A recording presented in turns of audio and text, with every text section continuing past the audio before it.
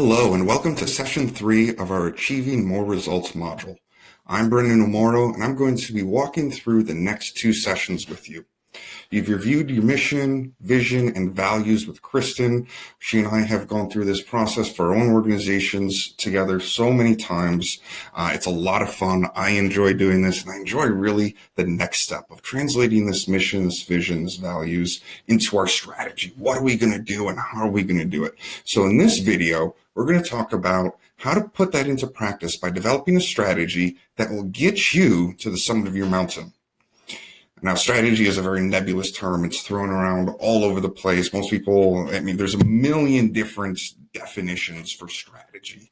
But what I like to think about with strategy is it's something that it's a plan that gives the organization clarity and focus for both your collective action as well as the individual action and decision making in the day-to-day. You should be referring to your strategy regularly when you're going through your mission, your vision, your values, more really than you're going through your mission, your vision, and your values, to really be looking at, are we making decisions? Are we on track? And we're going to talk about how to do that later on. This strategy could be something that's focused around maybe a short-term goal, something that's in the next 6 to 12 months. Maybe you're looking at something over the next, a 3-year plan, a 5-year plan, all geared towards getting to that next critical step for you to accomplish your mission, the purpose of your organization, for you to get to that mountaintop, to the summit, to be able to stand out and see that vision that you have. So the first thing you have to do is analyze your internal and your external environments. To do this, we're going to use a traditional business tool called a SWOT analysis, SWOT. You're going to be looking at your strengths, your weaknesses, your opportunities, and your threats. This is something that's going to be an all-day process probably to go through your SWOT analysis. When we've done this with our own organizations, or when I've led organizations through this, we allow 2+ hours just to do the SWOT analysis. A little bit bigger if you've got a bigger team, but you'll see you don't want to have a huge team going through this. And then several more hours to take what you've got from the SWOT analysis and really talk about how you're going to put it into practice. So when you're doing your SWOT analysis, this is something that obviously your organizational leaders, your executive team are going to have to be involved in and be leading, be directing. But you also need to gather a group of people who have different perspectives of the organization. People who are lower down in the organization, people who are parts of different teams and different functions within the organization, people from different geographic areas, maybe bring in a board member or somebody that you've served. This is your opportunity to get feedback, which leads to buy-in. We're going to talk about that more later too, from your team, for you to really find out what everybody thinks your organization's strengths, weaknesses, opportunities, and threats are. Because what you think is the leader might not be what's happening in reality. And one other point on this is it's always better, usually better, if you can bring somebody in from outside the organization to just guide the discussion. It'll put people more at ease. They'll feel more free sharing things, especially when you're talking about weaknesses. And it gives you also an opportunity to provide your input as the leader of the organization. And you don't necessarily have to do this as a full organization. You can do this as a team or part of a department, or however it is, whatever it is that you're working towards having a strategy for. You can do this SWOT analysis and put it into practice. So it doesn't have to be the entire organization. You don't have to be the executive director or the CEO to do this. This can be anybody who leads a team. It could be volunteers. It could be any number of things. So there's a lot of ways that you can use this. So I've pulled up on the screen here a sample SWOT analysis.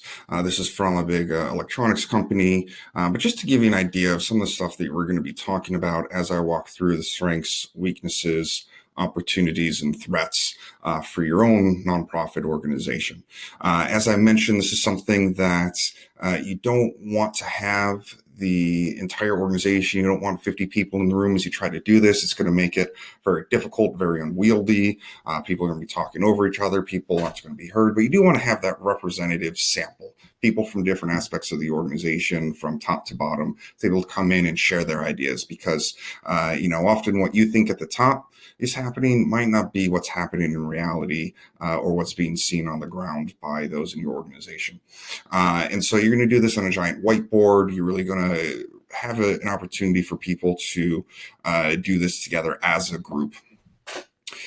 One thing that's important to note on brainstorming is before you come into any brainstorming session, and that's really what you're doing right now with the SWOT is a brainstorming session, is give everybody time to prepare ahead of time and have them come in with a few ideas or at least one idea for each category. Because what you want to do is avoid the temptation for one or two people to control the conversation or the first person to talk to really drive the conversation in a certain direction. So what you're going to do with every single one of these, with your strengths, your weaknesses, your opportunities, and your threats, is you're going to start by going around the room and having every single person share that one thing that they wrote down ahead of time. And then you're going to open it up to a free flowing conversation, let things build on each other, see where it goes. But you're going to at least have that opportunity for everybody's input to be heard. They'll feel that they're more valued when they do that. And also, you're going to get better and different ideas rather than be controlled by one or two people. Oftentimes, that's the person who's leading the organization. So what do we mean when we talk about your internal, external environments, your strengths, your weaknesses, your opportunities, your threats? This is really nicely divided into two categories for internal environments. These are things that you can control, things that you can change, things that you can do something about. So when you're looking at your strengths, you're talking about what does your organization do best? How do you achieve more results than others in your sphere? What are the key factors? What processes are successful? What assets do you have? What are the things that you are good at as individuals and as an organization? Examples for you could include you have an incredibly valuable or much needed service that you're providing. It could be that you have a high performing and very well aligned team. It could be that you have a clear vision for your organization that everybody knows and is familiar with and is working towards. Those are your strengths. What are your weaknesses? Your weaknesses are what are you not good at? What's not going well within your organization? Are there processes that need to be improved or developed? Are there assets or skills that you need to acquire? Is there something that's missing? Is there something that's not operating properly? Is there something that's not efficient? What is holding you back with your own team and your own organization's qualities? Examples for you could include something like you have high volunteer turnover and you're constantly having to retrain new volunteers. It could be that you have a really small donor base, or it could be that you don't do a good job of telling your story. These are all things that you can work on, that you have within your control to change.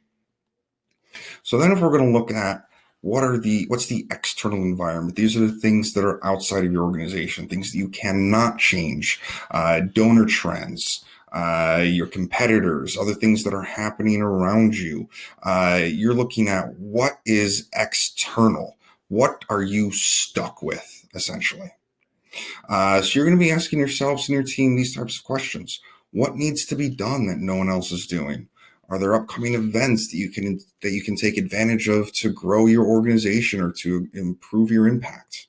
Examples could include partnerships with like-minded organizations who are in your area or who are kind of cross over a little bit.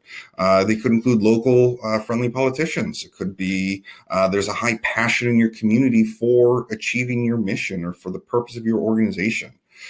These are things that you can take advantage of to get towards achieving your mission and getting to that mountaintop. And on the flip side, we're going to look at threats. Are there regulations or laws that could hurt you? Do you have potential competitors? Are there prices? Are the prices increasing for things you need to purchase? Is donor behavior changing? Is there somebody who's out to get you? Is there a lawsuit? What are these things that are happening external to you that harm or could hinder your ability to accomplish your mission? So your examples could include something like you're scared about the upcoming election results. There's organizations in the community whose mission opposes yours. Maybe you have an older donor base. These are all things that could be potentially damaging to your organization that you're going to want to figure out a way to account for in some way. So now you've gone through, you have an understanding of each category. It's important for you to explain to your organization, your team members, what the categories mean. Give them, like I said, give them those questions ahead of time. We're actually going to put in the notes with this session, we're going to give you some more questions you can ask and things that you can talk about to get the conversation going. You're going to have everybody give their one idea that they brought to the brainstorming session, and then you're going to do this just that. You are going to continue to brainstorm. I don't like to put a time limit when we're doing this. I like to just let it flow until the ideas run out for each category. Sometimes you're going to be on opportunities and you've thought of a strength or a weakness, and that's okay. You can go back and forth, but really try to keep the focus on each category as you're going through. And remember, this is just the brainstorming session. There's no discussion. You can ask clarifying questions to find out what somebody's trying to say, but there's no discussion, no analysis, no back and forth. It's just, here's what we have in each category. So once you've gone through all four, your strengths, your weaknesses, your opportunities, and your threats, either the leader, especially if you've got someone from outside the organization who's got a fresh eye, maybe it could even be a board member, somebody's going to go through and start kind of grouping everything into common themes. Maybe you see in each of the categories, there are points related to fundraising or a particular activity or some sort of upcoming events.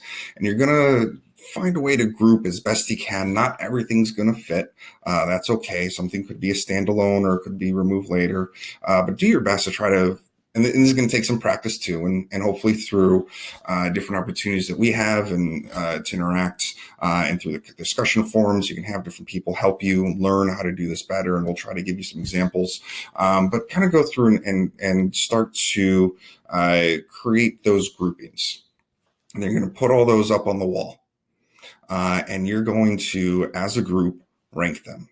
You can do this by voting. What we like to do, what I find seems to work best, is you give everyone somewhere 5, 10, 15 votes. They can use however they wish. They can give all 10 of their votes to one category. They can give 1 to each category. They can give 2 to some, 4 to another, and 1 to the rest, or however they want to do it. What they're voting on is what is the most important. What is the most critical to accomplishing your mission and your vision? From this, you're going to identify your top 3 to 4 categories.